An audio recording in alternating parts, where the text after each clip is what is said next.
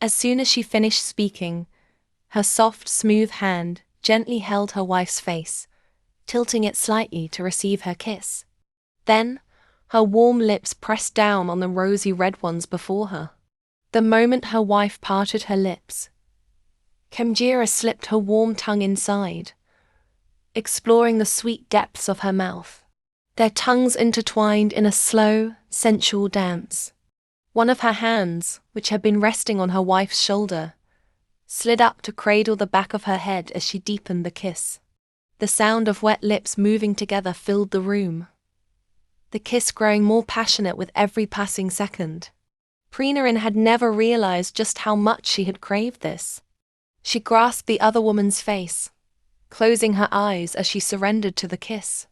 Soft lips nibbled and sucked on hers before slowly trailing downward, pressing kisses along the sensitive skin of her neck, sending shivers down her spine. "I missed you so much," Kemjira whispered hoarsely, her voice dripping with longing. She nuzzled against Preenarin's slender neck, her hands guiding the now trembling body down onto the couch. Her wife kept her eyes closed, tilting her head slightly, lost in the sensation. Preenarin was fully aware of what was happening, but she loved it too much to stop.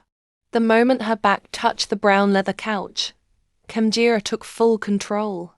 She kissed along the delicate curve of her neck while her fingers worked quickly, unbuttoning the top of her shirt, leaving the fabric hanging loosely around her shoulders. Preenarin bit her lip, trying to hide the lingering pleasure still coursing through her. She pushed herself up from the sofa and quickly put her clothes back on. This stubborn brat had the nerve to do this right in her office. It was getting out of control. "How was it? Did I do well?" Kemjira expected a shy reaction, but instead, her lover walked toward her with firm steps. Slap! Something unexpected happened. Preenarin's beautiful hand landed right on her cheek, but it wasn't a hard slap. The force was light, almost hesitant. Kemjira touched her cheek, her mouth falling open in surprise. "Conrin, did you really just slap me? What did I do wrong?" she asked, confused. Just a moment ago, Preenarin was completely willing, and now she was acting like they were enemies. But judging from her eyes, she didn't seem truly angry. Maybe she just wanted to act tough, because she was too stubborn to admit she'd enjoyed it. "You deserved it. In fact, that slap wasn't even enough for someone as shameless as you. Now get out, I'm going home." That was harsh. Kemjira knew she was just being used as Preenarin's emotional outlet, but she didn't mind. "I don't care though. Tonight, I'm going to get you back for that slap. You'd better watch out." She grinned mischievously, already planning her revenge. She had sworn she'd tame this stubborn little cat.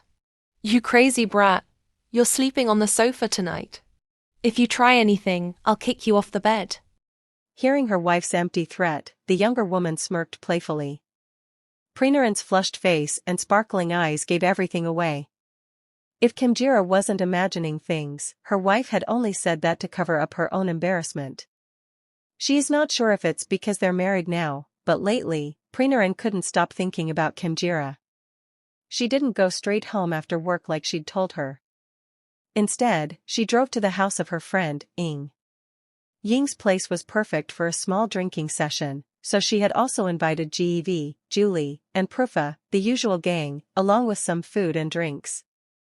"You've been calling us out a lot lately, Rin. Is something wrong? Or are you still upset about Pie?" The five of them sat drinking on the balcony of Ying's princess-style bedroom. They had been friends for so long that whenever something on Preenarin's mind, she always turned to them. They had been by her side even during her lowest moments. Like when she got so drunk after a breakup that she tried to find a place to jump into the river. "No, I just have something to talk about." "Go ahead, girl." "We're ready to give advice," one of her friends said.